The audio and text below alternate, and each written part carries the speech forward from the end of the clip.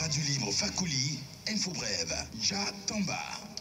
Bonjour et bienvenue à tous dans ces flashs d'information. L'autorité nationale de la presse accuse Amnesty International de manipulation des faits dans son rapport sur les droits humains en Côte d'Ivoire. Cette accusation a été faite le mercredi dernier lors d'une conférence de presse animée par Raphaël Lagbé, président de l'autorité nationale de la presse.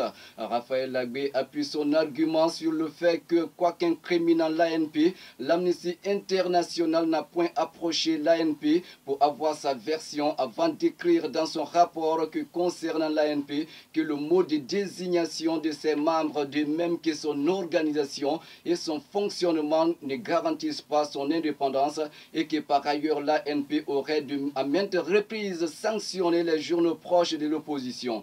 Toujours selon le président de l'ANP, c'est injuste de faire croire qu'en Côte d'Ivoire, la presse de l'opposition est bâillonnée et réprimée. Raphaël Lagbé a enfin réaffirmé que l'ANP continue de travailler en restant attaché à la mission d'assainissement et de professionnalisation du secteur de la presse ivoirienne.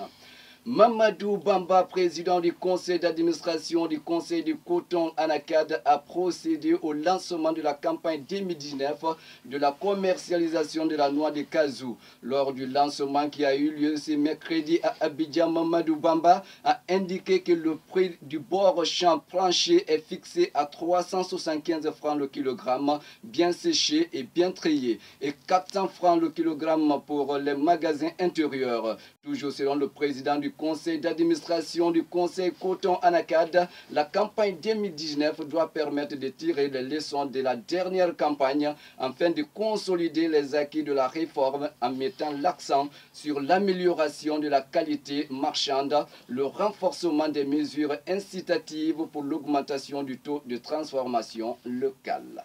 Le chef de l'État, Alassane Ouattara, a regagné Abidjan ce mercredi après un séjour de 10 jours en Éthiopie et en France.